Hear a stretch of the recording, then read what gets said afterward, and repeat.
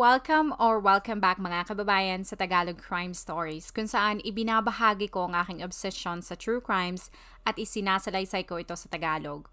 Kung gusto mo ang mga ganitong contents, make sure to subscribe at turn on all the notifications para lagi kang updated sa mga bago kong videos. Kung gusto mo naman na suportahan ang aking channel sa ibang paraan, you may do so by checking these options. Sa pagsikat ng araw sa The Walls Winelines Golf Estate, makikita kung bakit ito ay isa sa mga sikat at kilalang golf course sa buong mundo. Ito ay napapalibutan ng mga bundok at hindi maikakaila na ito din ang isa sa pinakamagandang lokasyon sa South Africa. Ang pamilyang Van Breda ay medyo bago sa lugar. Noong 2014, bumalik sila sa South Africa pagkatapos manirahan ng 8 taon sa Australia. Sila ay kumbinsido na ang kanilang ginawa ay tama dahil mapapalapit sila sa kanilang mga kaibigan, pamilya at ang kanilang anak na babae ay makakapasok sa isang magandang paaralan. Pero ang kanilang mga magagandang plano ay hindi natuloy dahil ang kanilang buong pamilya ay nakaranas ng isang trahedya. Noong Martes ng umaga, January 27, 2015, dumating ang mga kapulisan sa kanilang tahanan. Sa loob ng bahay ay 4 na miyembro ng pamilyang Van Breda ay inatake ng walang awa gamit ang palakol. Ang 20 taong gulang na si Henry ang tumawag para i-report ang nangyari. Nang dumating ang mga paramedics, kinumpirma nila na 3 sa 5 miyembro ng pamilya ay namatay at 2 lamang sa kanila ang nakaligtas. Ang isa sa nakaligtas ay si Henry. Agad nitong sinabi sa mga otoridad na ang kanyang pamilya ay inatake ng isang lalaking nakamaskara. Ngunit isang bagay sa salaysay ni Henry ang ipinagtaka ng mga kapulisan. Ano nga ba ang nangyari sa loob ng bahay ng pamilyang Van Breda?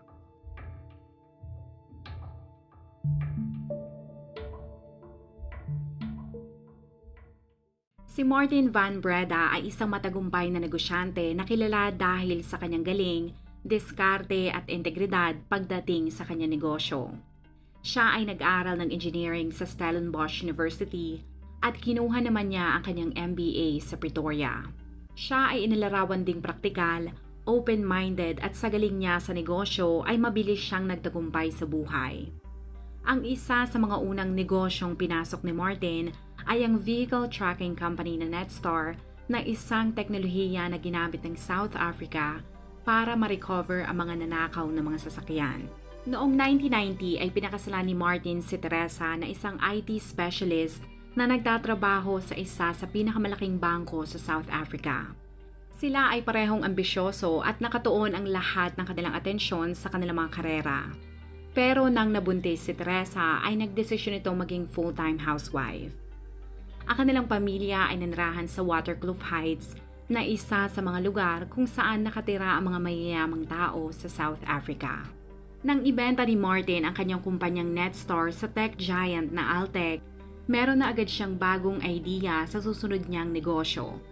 Nagtayo siya ng isang private school sa Pretoria na naibenta niya ng ilang milyon. Noong 2005, inilipat ni Martin ang kanyang buong pamilya sa Perth, Australia. Tinanggap niya ang isang prestihiyosong posisyon bilang Managing Director at Part Owner ng Engel & Volkers Australia na isang international real estate company. Sa Australia ay naipagpatuloy nila ang kanilang maginhawang pamumuhay. Nang sila ay nakalipat na, ang kanilang panganay na anak na si Rudy ay 12 taong gulang na. Si Henry ay 10 taong gulang na at ang bunso nilang anak na si Marley ay 6 taong gulang na.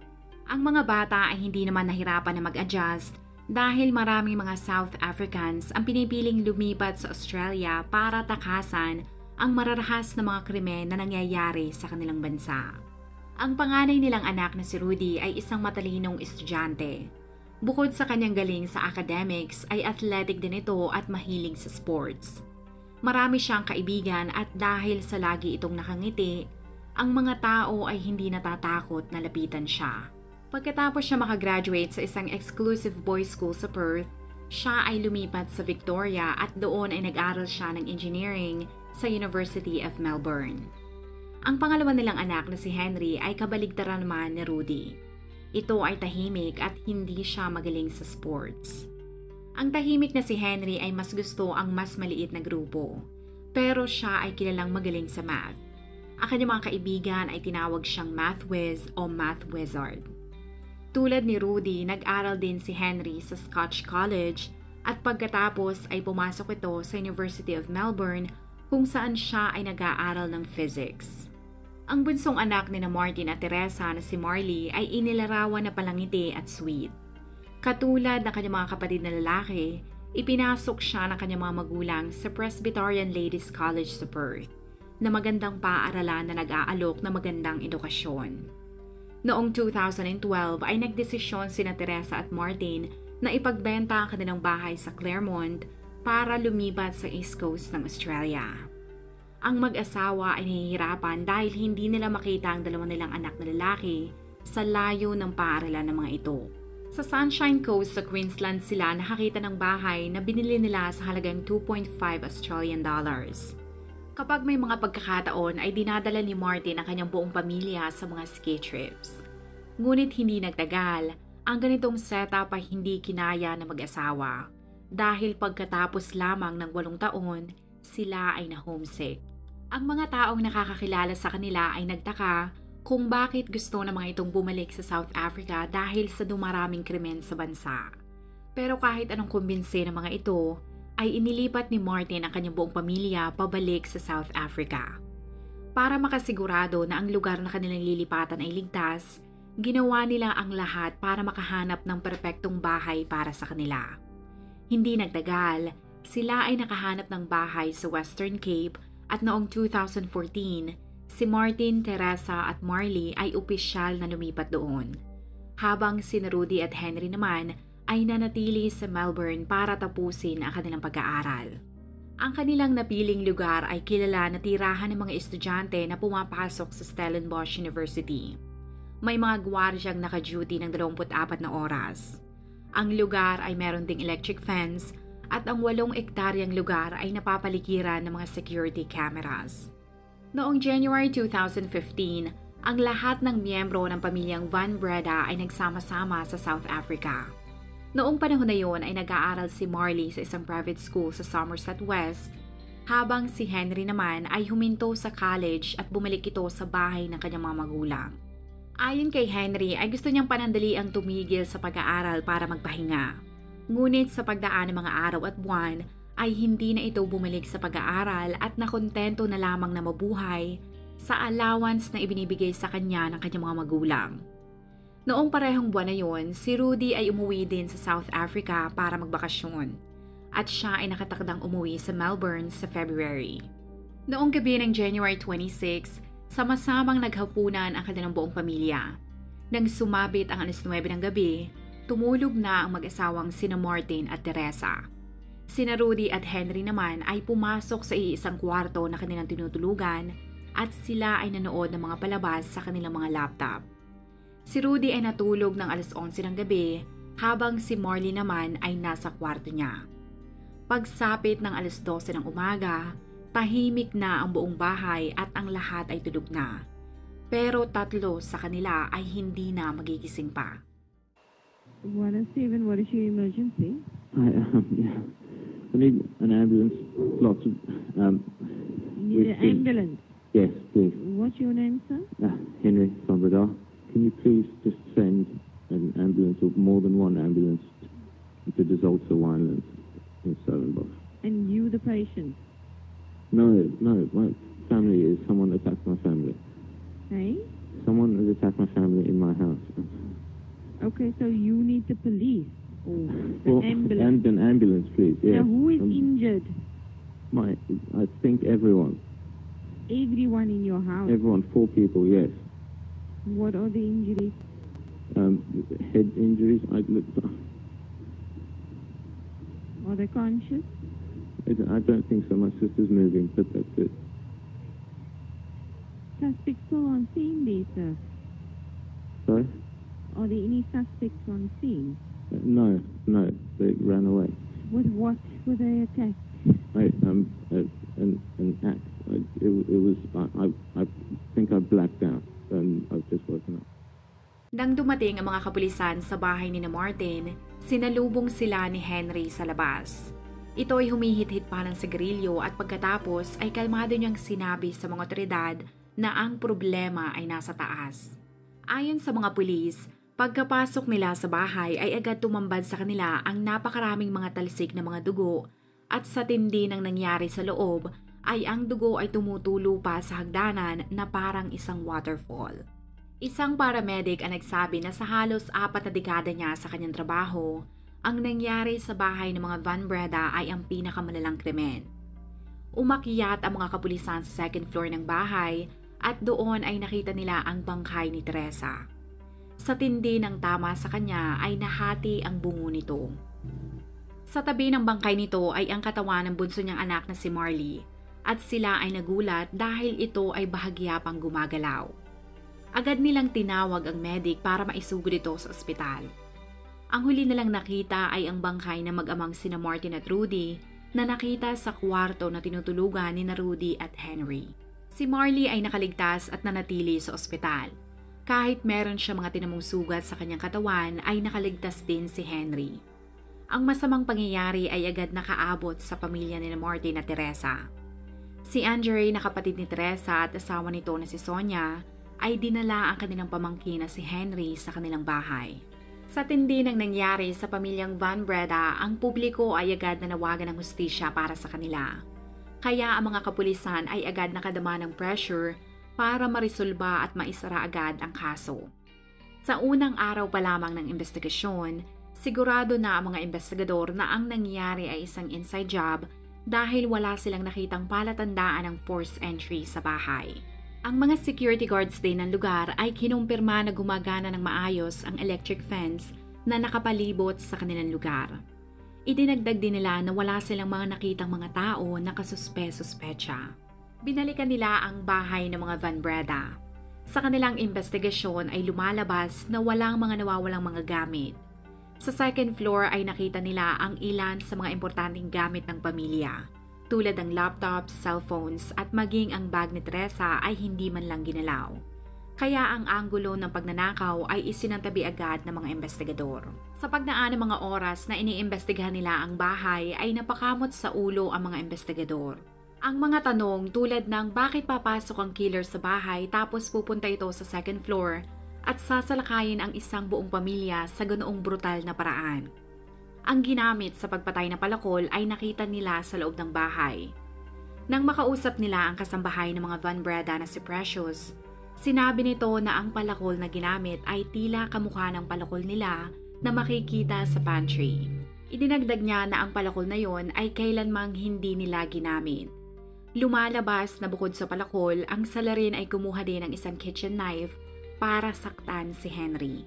Nang inilabas ang autopsy report sa mga labi ng 3 miyembro ng Van Breda family, nalaman ng publiko na ang 22 taong gulang na si Rudy ang nakatanggap ng pinakamaraming pinsala. Base sa kanyang mga sugat, ito ay lumalabas na nakahiga at natutulog nang siya ay atakihin. Siya ay nakitaan ng ilang defense wounds at sa pagtatangka niya na depensahan ang kanyang sarili gamit ang kanyang mga kamay, ang kanyang pinky finger o pinakamaliit niyang daliri sa kamay ay halos matanggal. Ayon sa forensic team, ang bangkay ni Rudy ay kinaladkad mula sa kanyang kama patungo sa sahig at doon ay paulit-ulit siyang pinalakol. Sa tindi ng pag-atake sa kanya ay tumalsik ang kanyang dugo sa labas mula sa bukas na bintana. Ang katawan naman ni Martin ay may mga malalalim na sugat sa kanyang likod. At dahil ito ay nakita sa parehong kwarto kung saan nakita si Rudy, ayon sa teorya ng mga kapulisan, ginamit niya ang sarili niya mismong katawan para protektahan ang kanyang anak. Pero ang taong umaatake sa kanila ay hindi tumigil at paulit-ulit sila nitong pinalakol. Ang katawan naman ng mag-inang sina Teresa at Marley ay nakita sa labas ng kwarto kung saan pinalakol ang mag-amang sina Martin at Rudy. Si Teresa ay nagkaroon ng mga minor defense wounds. Hindi siya masyadong nakapanlaban dahil agad siyang namatay sa tindi ng tama ng palakol sa kanyang ulo. Ang kanyang bungo ay agad nahati na agad niyang ikinamatay. Si Marley ay nagkaroon ng maraming mga head injuries na naging dahilan kung bakit kinailangan siyang idaan sa maraming surgeries. Siya ay mapalad na nakaligtas sa pag-atake, Ngunit kakailanganin niya ng matagal na gamutan at mga therapies. Habang siya ay nasa ospital, ay lagi siyang dinadalaw ng mga investigador dahil mahalaga ang kanyang testimonya sa investigasyon. Bagaman nakuha na ng mga ito ang salaysay na nakakatanda niyang kapatid na si Rudy, ay hindi naman ito masyadong nasagot ang marami nilang mga katanungan. Ayon sa salaysay ni Henry sa mga kapulisan, isang nakamaskarang lalaki ang pilit pumasok sa kanilang bahay, alauna ng madaling araw noong January 27. Siya ay di umanong nasa banyo habang natutulog ang lahat ng miyembro ng kanyang pamilya. Nang siya ay lumabas ng banyo, ay nakita niya di umano ang isang matangkad at matipunong lalaki na nakaskimas na naglalakad papunta sa kwarto nilang dalawa ni Rudy. Bago pa man niya ito mapigilan ay di umanong walang tigil na nitong inatake si Rudy gamit ang palakol. Sa kanyang takot ay di umanong ginising niya ang kanyang ama na si Martin na mabilis na tumakbo papunta sa kwarto ni Rudy para tulungan ito. Ayon sa kanya ay sa kanyang takot at gulat ay nanatili siya sa banyo. Pero nang sinilip niya ang kanyang ama, ito ay pinapalakol na rin pala ng salarin. Pagkatapos itong patayin ang kanyang ama ay hinanap din ito di umano ang kanyang ina at kapatid para palakulin din. Sa sandaling patay na ang lahat, ang salarin ay di umanong nakita siya at tinangka nitong palakulin din siya. Sa paglalarawan ni Henry, ang salarin ay di umanong natawa pa habang tinatangka nito na palakulin siya. Silang dalawa ay nagpambuno hanggang mabitawan nito ang palakol at kutsilyo. Siya ay sinaksak ng salarin bago ito tumakas. Idinagdag ni Henry na noong tumatakbo ang lalaki ay nahawakan niya ang palakol at inihagis niya ito sa direksyon ng lalaki. Pero hindi niya ito natamaan dahil ang palakol ay tumama sa dingding ng hagdanan. Ito ay kalaunang nahulog sa first floor kung saan ito ay natagpuan ng mga kapulisan. Base sa kanyang phone records, ilang beses na sinubukang tawagan ni Henry ang kanyang 16 na taong gulang na nobya na si Bianca noong 4:42 ng madaling araw. Pero dahil sa tulog ito ay hindi nito nasagot ang tawag. Pagkatapos ay ginamit niya ang kanyang cellphone para maghanap ng phone number ng local emergency services. Pero ang ipinagtaka ng mga investigador ay bakit inabot si Henry ng 3 oras bago tumawag sa emergency hotline. 2 araw pagkatapos mangyari ang pagpatay sa pamilyang Van Breda ay nag-leak ang tawag ni Henry sa emergency services at ang publiko ay binatikos ang operator dahil tila wala man lang senyales na ito ay nag-aalala sa nangyari. Nang tanungin ng pulisya si Henry kung bakit siya inabot ng 3 oras bago tumawag sa emergency hotline, ay sinabi nito na siya ay nahimatay. Ang mga investigador na nag-interview sa kanya ay agad nagtaka sa kalmadong pag-uugali ni Henry. Para sa kanila, para sa isang tao na nawala ng 3 miyembro ng pamilya sa isang gabi, ay hindi normal ang ikinikilos nito. Ang mga suot na damit ni Henry ay idinaan sa DNA testing at ang mga dugo na nakita ng mga investigador ay nakumpirma na mula sa kanyang mga magulang at kapatid na si Rudy. Pagkatapos ng maraming buwan na intensive physical at speech therapy, ay nakapagsalita muli si Marley. Ang mga pulis ay sabik na marinig ang kanyang bersyon na nangyari sa loob ng bahay.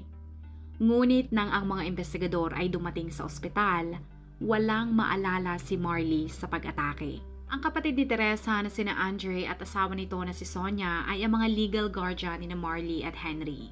Ngunit pinagbawalan si Marley na makita ang kanyang kapatid dahil hindi pa siya makapagbigay ng pahayag tungkol sa pag-atake.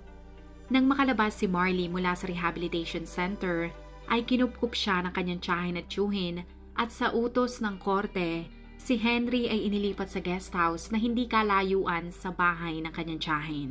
Nakipaghiwalay siya sa kanyang 16 na taong gulang na kasintahan at ang pamilya ng kanyang ex-girlfriend ay ipinadala ito sa ibang bansa para ilayo sa atensyon ng media at mga reporters. Sa guest house ay dinadalaw pa rin siya ng kanyang tiyahin pero halos hindi siya nakikipag-usap sa ibang mga tao at lumalabas lamang siya ng kanyang silid upang manigarilyo sa labas ng pool area. Ang kanyang oras ay nauubos sa loob ng kanyang kwarto. Ang pagkain niya ay karaniwang take-out. Mahilig din siyang uminom ng whiskey at karaniwan siyang nanonood ng mga palabas gamit ang kanyang computer.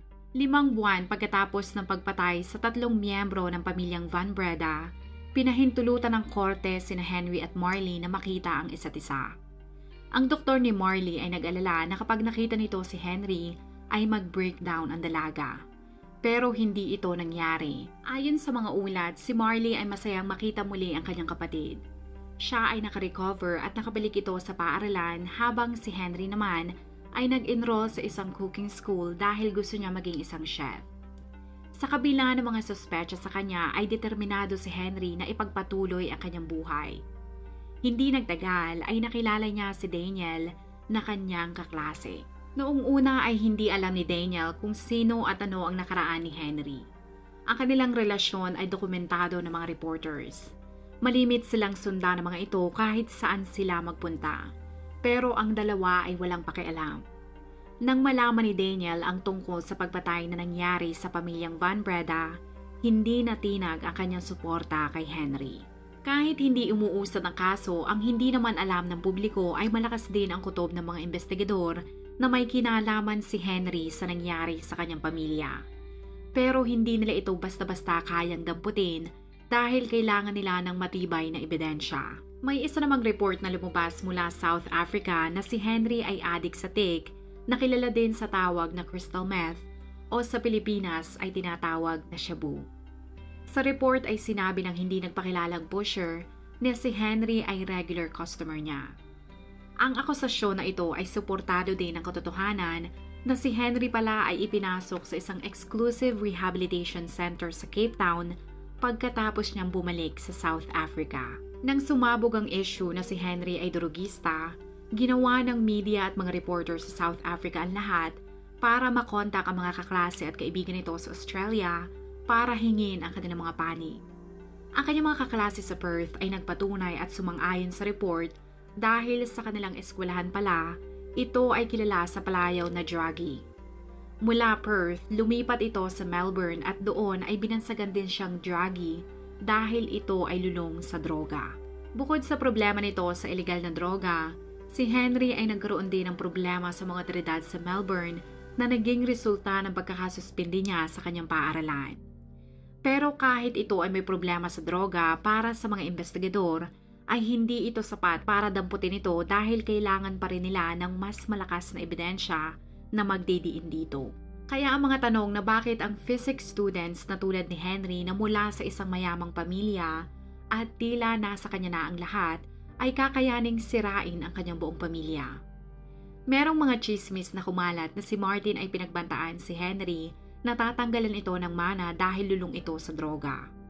Pero katulad ng ibang mga impormasyon na kumakalat tungkol kay Henry, hindi sapat ang simpleng chismis lamang para dakipin nila ito. Para makabuo sila ng kaso ay in-interview nila ang mga kaibigan at kapamilya ng Van Breda at doon ay lumabas na si Henry ay ang black sheep ng kanilang pamilya. Ang problema nito sa droga ay ang malimit na dahilan kung bakit laging may alitan sa loob ng kanilang bahay. Lalo itong lumala noong nasuspende siya sa kanyang eskwelahan at bumalik sa poder ng kanyang mga magulang sa South Africa. Si Teresa ay napabalitang malimit na hindi makatulog dahil sa mga nangyayari at mga ginagawa ni Henry. Ang isa ding kaibigan ni Martin ang nagpatunay na sa isang beses nilang paglalaro ng golf ay sinabi nito sa kanya na gusto na nitong itigil ang pagbibigay ng allowance kay Henry dahil inuubos lamang nito ang pera sa ilegal na droga at mga alak. Kahit ang kasambahay ng mga ito ay nagpatunay din na ang mga kilos ni Henry ay hindi maganda dahil minsan ay sumisigaw ito ng mga kahalayan sa kanila. Habang kumugulong ang investigasyon ay ipinag-utos ng korte na i-freeze ng bangko ang pera, mga assets at ari-arian ni Martin. Ang pamilya ni Teresa ay naniniwala na walang kasalanan ang anak nito na si Henry. Pero ang pamilya naman ni Martin na nagbibigay ng pera kay Henry ay malaki ang suspetsya na ito ay may kinalaman sa nangyari. Noong June 13, 2016, isang taon at kalahati pagkatapos ng pagpatay, nagulat si Henry dahil naglabas ng arrest warrant ang mga otoridad laban sa kanya, kaya wala siyang nagawa kundi ang kusang sumuko. Siya ay sinampahan ng mga kasong triple murder at frustrated murder. Pero pansamantala siyang pinalaya dahil nakapagpiyansa siya ng halagang 100,000 rand. Ang kanya nooy nobya na si Daniel ay nanatiling naniniwala na si Henry ay inosente. Maging ang kapatid ni Teresa na si Lentanel ay nagpahayag din ng pagkadismaya sa mga kapulisan dahil naniniwala siya na inosente ang kanyang pamangkin. Sa pagkakataong ito, si Marley ay wala pa ring naaalala noong gabi na nangyari ang krimen. 3 buwan pagkatapos siyang pansamantalang makalaya, balik selda si Henry at sa pagkakataon na ito ay dinampot din ng mga otoridad si Daniel dahil sila ay nahulihan na may dalang marijuana. Pero pansamantala silang nakalaya dahil nakapagpiyansa ang mga ito.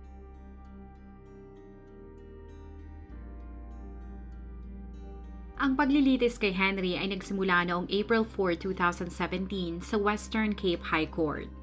Nag-plead ng not guilty at nanindigan si Henry na siya ay inosente. Ang kanyang kapatid na si Marley ay hindi naman tumestigo dahil noong panahon na yon ay wala pa rin itong naaalala noong gabi na nangyari ang pagpatay. Ang dalaga ay mas piniling lumayo sa media at mga reporters, hindi lamang dahil sa emotional trauma na maaari niyang maranasan, pero gusto niyang panatilihin ang pribado niyang buhay. Ang abogado ni Henry ay ginawa ang lahat para magduda ang judge kung si Henry ba talaga ang may kasalanan sa nangyari. Ipinakita nila ang palitan ng text messages ni Marley at ng nobyo nito. Nang binasa ng abogado ang mga text, ito ay nagpatotoo na hindi maayos ang nangyayari sa loob ng bahay ng mga Van Breda. Bukod sa issue kay Henry ay meron din palang tensyon sa pagitan ni Marley at ang kanyang mga magulang dahil ito ay nagsimula makipagrelasyon sa lalaking nagngangalang James. Ang mga grado ni Marley ay bumaba at bilang mga magulang, sina Teresa ay nag-alala na baka ito ay makaapekto sa pag-aaral ng kanilang bunsong anak. Ang tangkang paglihis ng kampo ni Henry ng atensyon sa bunso nitong kapatid na si Marley ay agad namang kinontra ng prosekusyon. Iniharap nila ang nobyo ni Marley na si James at sa harap ng judge ay sinabi ng binata na ang kanyang mga text messages ay resulta lamang ng bugso ng kanyang damdamin dahil ang mga magulang nito ay pinagbabawalan na silang dalawa ay magkita. Kahit hindi pumayag ang abogado ni Henry, hindi nito napigilan na tumayo sa witness stand ang binata para maipagtanggol ang kanyang sarili. Pagkatapos siyang ulitin ang kanyang salaysay tungkol sa nangyari noong gabi ng pagpatay, sinabi ng kanyang abogado na kaya ito inabot ng 3 oras bago tumawag sa emergency services ay dahil ito ay nawala ng malay. Ayon sa kanya, halos 2 taon pagkatapos ng nangyaring pagpatay, si Henry ay na-diagnose na may epilepsy, na magpapaliwanag kung bakit ito hinimatay noong gabi ng pag-atake. Ang anggulo na nahimatay si Henry ay pinabulaanan ng eksperto na iniharap ng prosekusyon. Para sa blood spatter expert, hindi siya naniniwala na nawala ng malay si Henry.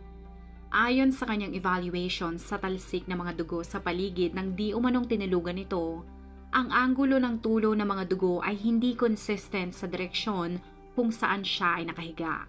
Ang pagtayo ni Henry sa witness stand ay hindi nakatulong sa kanya dahil ginamit ito ni Prosecutor Susan Galloway para sa kanilang advantage. Ibinigay niya ang isang palakol kay Henry at sa harap ng judge at lahat ng tao sa korte, sinabi niya kay Henry na ipakita sa kanila kung paano hinataw ng salarin ang kanyang pamilya. Ang lahat ng tao sa loob ng korte ay tahimik habang pinapagmasdan nila kung paano nito hawakan at ihataw ang palakol. Nang matapos sa kanyang demonstration si Henry, hayagang sinabi ni Prosecutor Susan Galloway na ang nakamaskarang lalaki na pumatay sa 3 miyembro ng Van Breda family ay walang iba kundi ang durugista na si Henry. Idinagdag ng prosecutor na kaya ito natagalan na tawagan ng emergency services ay dahil sinisigurado nito na ang crime scene ay magtutugma sa kanyang istorya. At ang huli nitong ginawa ay sinadya nitong saksakin ang kanyang sarili para paniwalain ng mga otoridad na siya ay isa ring biktima. Si Prosecutor Susan Galloway ay sinabi na sa loob ng 3 oras, may pagkakataon na ito na maisagawa ang perpektong pagpatay. Pero may mga detalye pa rin siyang nakalimutan. Ang una nitong pagkakamali ay sinabi ni Henry na ang salarin ay tumakbo papalabas sa kanilang bahay. Pero ayon sa miyembro ng forensic team, ay wala silang nakitang ibang mga footprints o shoe prints. Ang eksperto ay nagsabi na kung totoo nga na tumakbo ang salarin papalabas, dapat ay makakakita sila ng bakas ng paa nito papalabas ng bahay. Pero paanong maipapaliwanag ni Henry na may hindi kilalang lalaki na pumasok sa kanilang bahay kung wala silang makitang ibang footprints o shoe prints bukod sa kanya at sa kanyang pamilya? Pinabulaanan din nila ang anggulo na gustong ipinta ng kampo ni Henry na ang gumawa ng krimen ay ang kapatid nito na si Marley at nobyo nito. Para matigil na ang abogado ni Henry sa pagtuturo sa kapatid nito, ipinakita nila ang mga sugat na natanggap ni Marley. Gamit ang mga litrato, sinabi ng prosecutor sa judge na si Marley ang may pinakamalalang defense wounds. Indikasyon na ginamit niya ang lahat ng kanyang enerhiya para malabanan si Henry. Ang ikinagulat ng mga tao sa loob ng korte ay lumalabas pala sa autopsy na kahit matindi na ang natamong mga sugat ni Rudy, siya ay lumaban ng 3 oras para mabuhay bago ito malagutan ng hininga. Ang prosekusyon ay gusto ring patahimikin ang kampo ni Henry sa pagpapalabas ng mga ito na siya ay isa ring biktima. Para mapatunayan na hindi lamang kuro-kuro o sariling opinyon ang kanyang mga sinasabi, iniharap ni Prosecutor Susan Galloway ang isa pang forensic expert na sumuri sa mga sugat ni Henry. Sa harap ng judge ay sinabi nito na sigurado siya na ang mga sugat ay self-inflicted o ibig sabihin si Henry mismo ang sumaksak sa kanyang sarili. Ipinaliwanag niya sa judge na hindi siya naniniwala sa salaysay ni Henry na nakipagbuno ito sa isang matangkad at malakas na lalaki. Dahil kung totoo ang sinasabi nito, hindi lamang mga mabababaw na galos at saksak ang aabutin niya. Halos 2 taon pagkatapos ang pagpatay sa 3 miyembro ng Van Breda family, si Judge Suraj Desai ay hinatulang guilty si Henry sa lahat ng kasong isinampa sa kanya at siya ay pinatawan ng 3 life sentences sa pagpatay niya sa kanyang amang si Martin, kanyang inang si Teresa at kapatid na si Rudy. Siya ay pinatawan din ng karagdagang 15 taon para sa tangkang pagpatay sa kanyang kapatid na si Marley at 1 taon sa kasong obstruction of justice.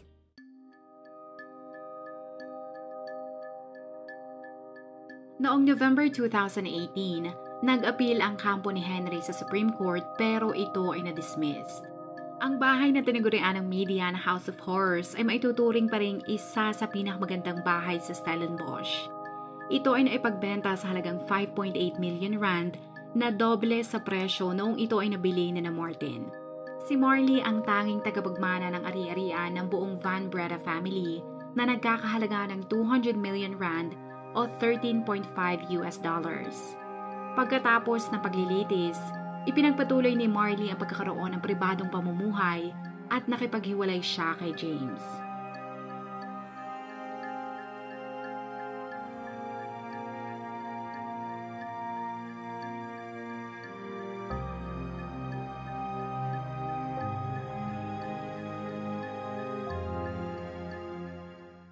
Kung ikaw ay nakinig hanggang sa dulo ng video na ito, maraming salamat sa panonood sa episode na ito.